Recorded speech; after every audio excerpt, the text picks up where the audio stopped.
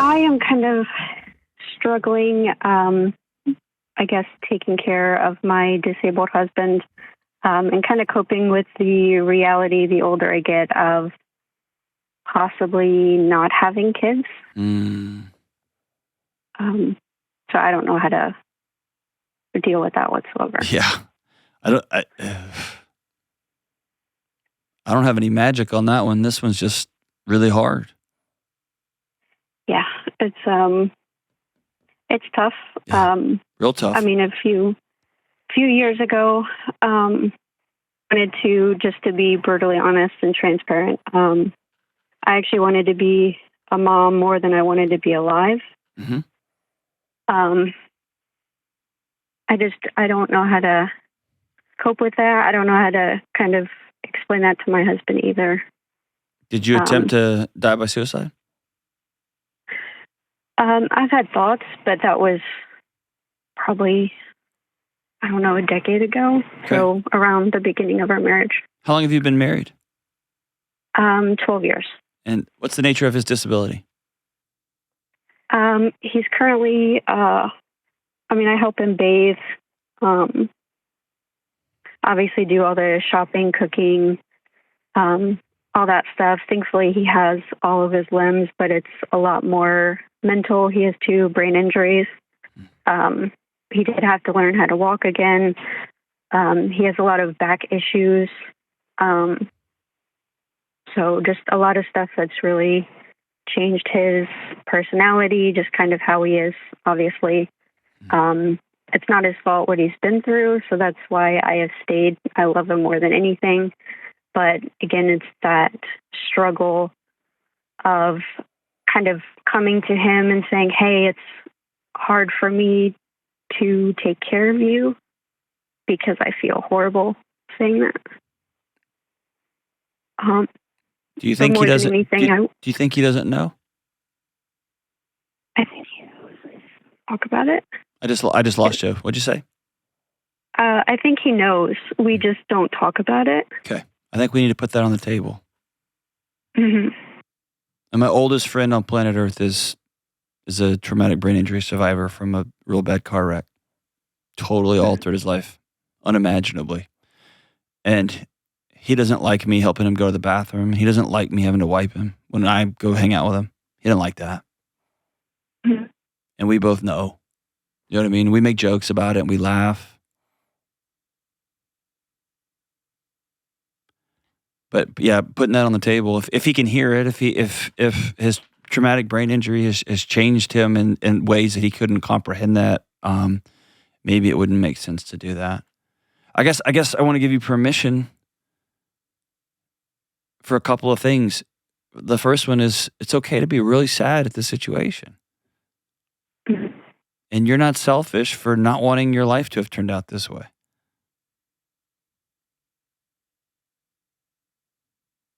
You're not selfish for wanting kids. You're not selfish for being so sick and tired of not just being able to go to the grocery store.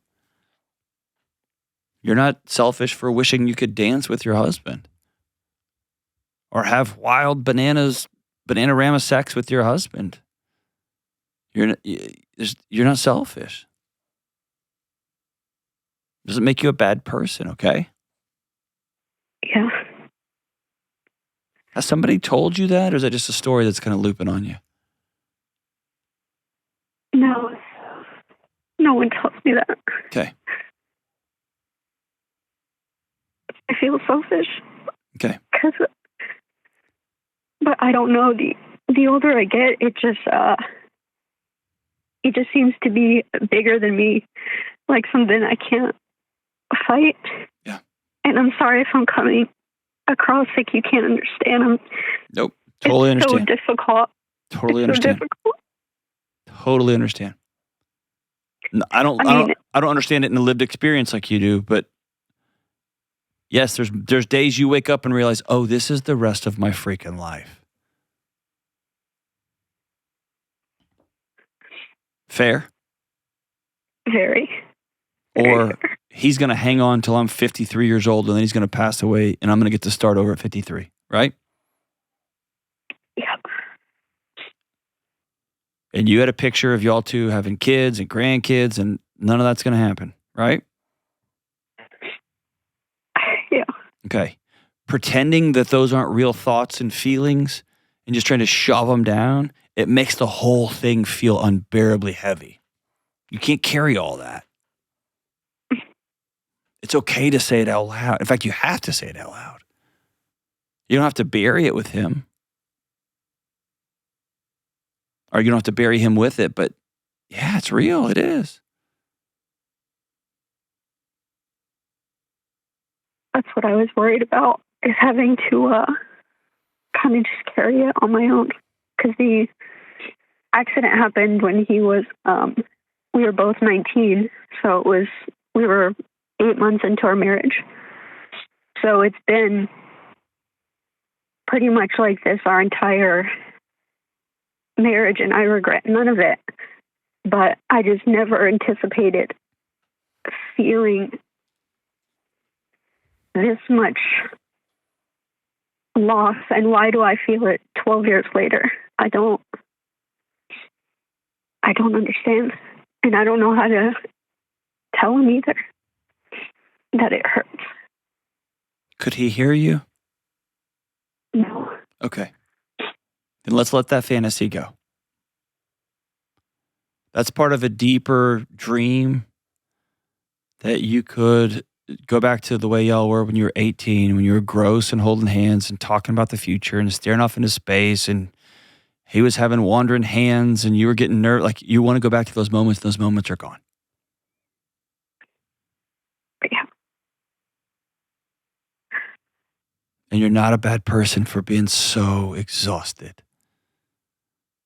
You're not a bad person for waking up and being 32 or 33 years old and saying, I want children. Okay? Yeah. And I want you to take ownership of the fact that you've chosen to wake up every day and continue to be his wife. That is a level of character and nobility that I think few people have.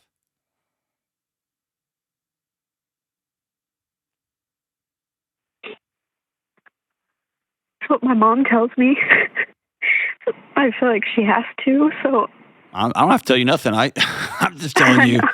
That's why it means so much to hear you say that, because I just it just rolls off my shoulder when my mom says it. I know.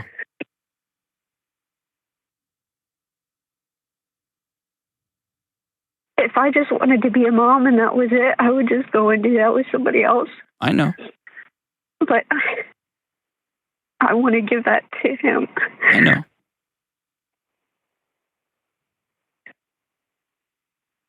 It just sucks. Yeah. When's the last time you said that out loud? This just sucks. It's been a long time. Okay. That doesn't. Really, really long time. Can I tell you that I think you're not only an amazing wife, you're an unfathomably amazing wife. You know loyalty and commitment and integrity in a way that most people just stitch it onto a pillow in a Hobby Lobby.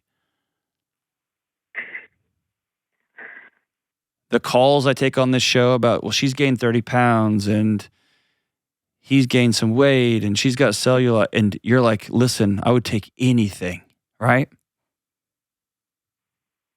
Yeah. I mean, I know what it's, on my end, I know what it's like to get that phone call, because his accident, I'll try to state in my question, but just very, very quickly, he was blown up by an IED in Afghanistan. Mm. And as I mentioned, we were 19. And I know what it was like to get that call. And thankfully, I just remember being so happy that he was alive. I didn't care what condition he was in. And I feel like 12 years later, I still live that way. Mm-hmm. And maybe it doesn't mean I'm an amazing wife. Maybe it just simply means we're soulmates. I don't know. But the older I get, the more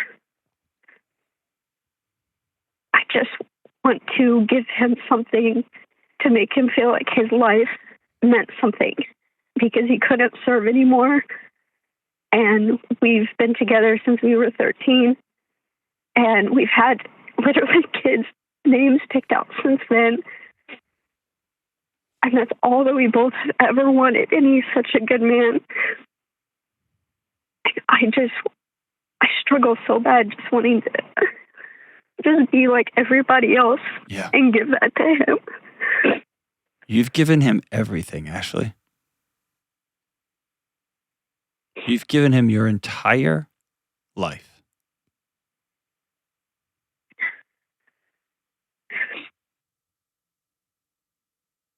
You've given him your entire life.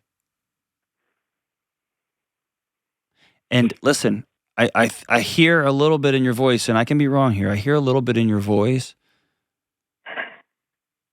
that you feel so guilty wanting anything for yourself that you have to kind of bend it and shape it to make it in service to him for you to even state it out loud.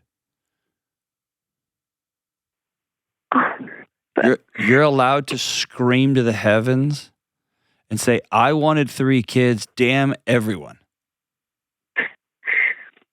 You're allowed to bam your fist on the table and scream and yell and say, why didn't I not get a full life with this guy?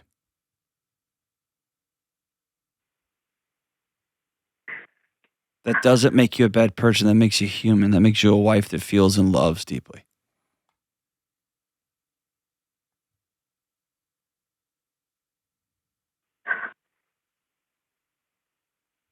I think I get so lost in trying to handle everything. That's right. Because I know he needs me to do everything. And can I challenge you on that? He doesn't need you to do everything. He needs somebody to help with everything. And at some point, you're either going to collapse under the weight of all of this, or you're going to get some skilled nursing care. You're going to get some support and some help. You've done so much. And you can still go to Broadway plays in New York. And you can still take dancing lessons and go to yoga in the morning. And in fact, you've heard from his brothers who were overseas who came back. Now they have to live for 2 people, right? You've heard that over and over. Yep. Okay. You choosing to not get support and help and cashing in all of your laughter and joy on his behalf that's not honoring.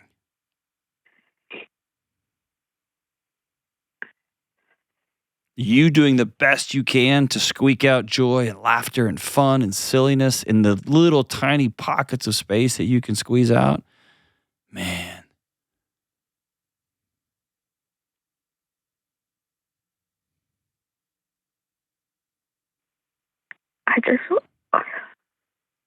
I want him to be happy for once. I know. And I want to give him something. You've given him everything, Ashley. Ashley, you've given him everything. Why don't I feel like it's enough? Just me.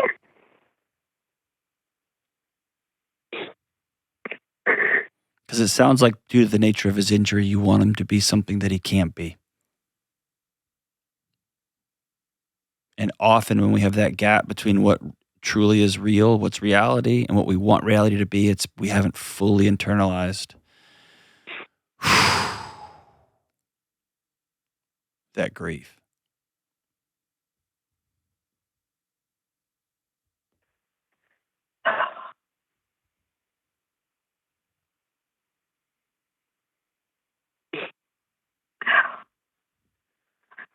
You hit the nail on the head. Most people don't know what it's like to be so optimistic for so long and then all of a sudden be hit with, oh, this is as good as it's going to get recovery-wise for TBI. Most people have never had to deal with praying for their friend or their loved one to pass away finally, and then having to deal with the guilt of that prayer. Please, God, just take him.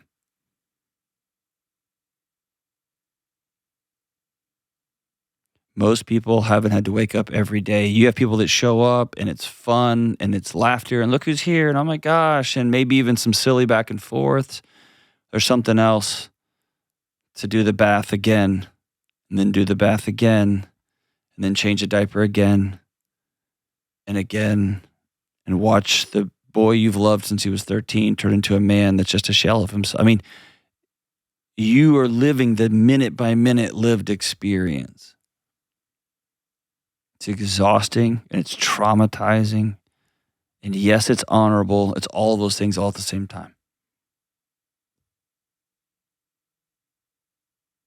But hear me say unequivocally, you, through your phone call, through your commitment to your husband, have given all of us, especially me, I'm number one in this line. You've given all of us a new picture of what fidelity and commitment and loyalty look like, what love looks like. Number two, I want you to figure out ways you can get some support and help, even if he fights you on it. Can he drive? Yeah, just for a little bit. Okay. Does he hold a job? He only works a couple hours a day from home. Okay. Because he can't work a full-time job at another place, right? Yeah. Okay. There's some cognitive impairment, right? Yeah. Okay. So if he gets mad at you, if a nurse comes for 4 hours, or if he gets mad at you because your mom comes for 2 hours a day, or his mom comes for 2 hours a day, or a neighbor comes for 2 hours a day, you know that's not really him talking.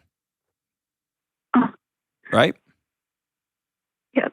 And the greatest gift you can give him is for you to be fully whole.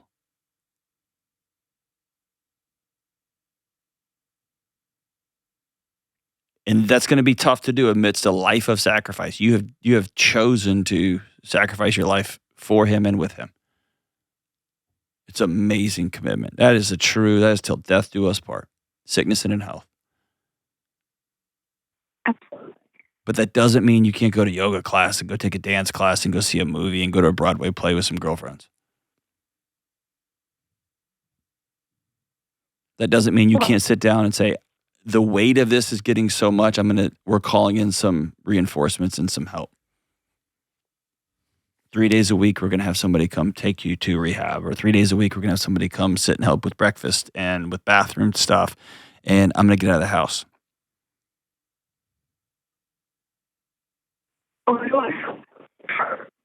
I just lost you there. What'd you say, hon? Why do I feel guilty for wanting to do that? I don't know. That's why I don't do that. Okay. You've heard me say choose guilt over resentment? Yeah. Okay, let's do that, because he doesn't deserve your resentment.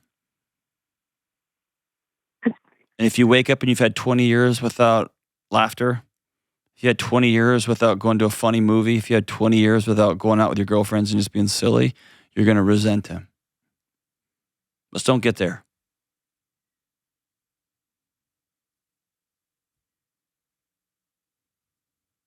Okay? Okay. Let's give him the gift of a wife who the light's back on in her eyes. And you're going to have to grieve the kids that y'all aren't going to have. That's for real. You're going to have to grieve the giant house in the lake house that y'all probably won't have. You'll have to grieve the fill in the blank that you won't have. And by doing that, you get to live in the space that you do have. If you're not talking to a counselor, I want you to make an appointment today, okay? And in fact, we're going to hook you up with 3 months free from our friends at BetterHelp. I want you to be able to get in with somebody in the next 24, 48 hours. So hang on the line here. We'll get you hooked up, okay? And I'm also going to send you my book, Building a Non-Anxious Life, and I want you to read that cover to cover. And it's going to give you a roadmap for how do I live a life after owning reality. This is what is. How can I own a life where I make sure I've got friends, where I've got connection, where I've got places and little pockets where I've got laughter, where I can take care of my physical health? I got to go to the gym too. And I got to start reaching out and asking for help. And when I feel guilty, I'm going to feel that guilt, and then I'm going to go do the next right thing that I need to do.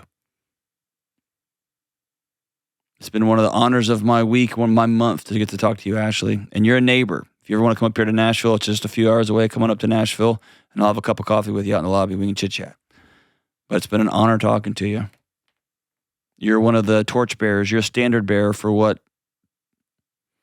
sickness, sin, and health, and till death do us part. And your husband gave everything for us overseas. Y'all are both amazing people, and